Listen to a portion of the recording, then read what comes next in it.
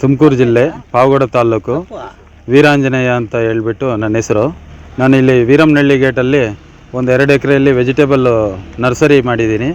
ರೈತರಿಗೆ ಅನುಕೂಲ ಆಗುವಂಥ ಟೊಮೆಟೊ, ಬದನೆ, ನಮ್ಮಲ್ಲಿ ಎಲ್ಲ ವಿಧವಾದ ಹೂವಿನ ಸಸಿಗಳು ಎಲ್ಲ ದೊರೀತಾ ಇದ್ದಾವೆ.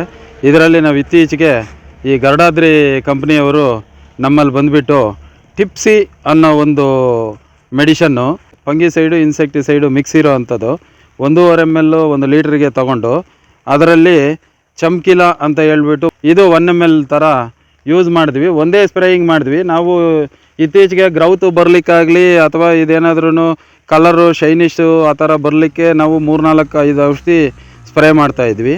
ಇದನ್ನು ಒಂದೇ ಒಂದು ಔಷಧಿ ಒಂದೇ ಸ್ಪ್ರೇಯಿಂಗೇ ನಾವು ಮಾಡಿದ್ದು.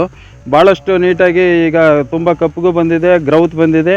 ಇದರಲ್ಲೇನು ನಮಗೆ ಲೀಫ್ ಮೈನರ್ ಆಗಲಿ ಇನ್ನೊಂದು ಸಣ್ಣ ಪುಟ್ಟ ಡಿಸೀಸು ಇಂಥವೇನು ಕಾಣಿಸ್ತಾ ಇಲ್ಲ.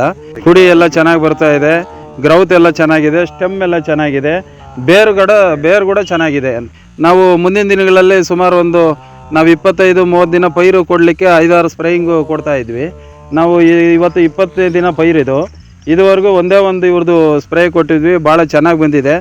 ಇನ್ನು ಮುಂದಿನ ದಿನಗಳಲ್ಲಿ ಭಾಳಷ್ಟು ನರ್ಸರಿಗಳವರು ಮತ್ತು ಬೆಳೆಗಳಿಗೆ ಇದನ್ನೆಲ್ಲ ಯೂಸ್ ಮಾಡೋದ್ರಿಂದ ತುಂಬ ಉಪಯೋಗ ಇದೆ ಅನ್ನಿಸ್ತಾ ಇದೆ.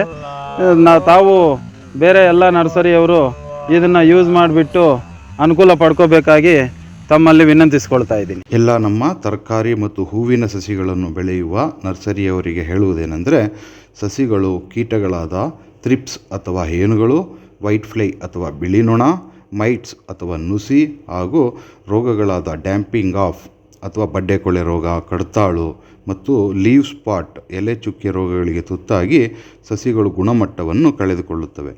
ಇದನ್ನು ತಡೆಯಲು ಟಿಪ್ಸಿ 1.5 ಮಿಲಿ ಮತ್ತು ಚಮ್ಕೀಲಾ 1 ಮಿಲಿ ಪ್ರತಿ ಲೀಟರ್ ನೀರಿಗೆ ಬೆರೆಸಿ ಸಿಂಪಡಿಸಿದರೆ ಉತ್ತಮ ಗುಣಮಟ್ಟದ ಮತ್ತು ಆರೋಗ್ಯವಂತ ಸಸಿಗಳನ್ನು ಬೆಳೆಯಬಹುದು.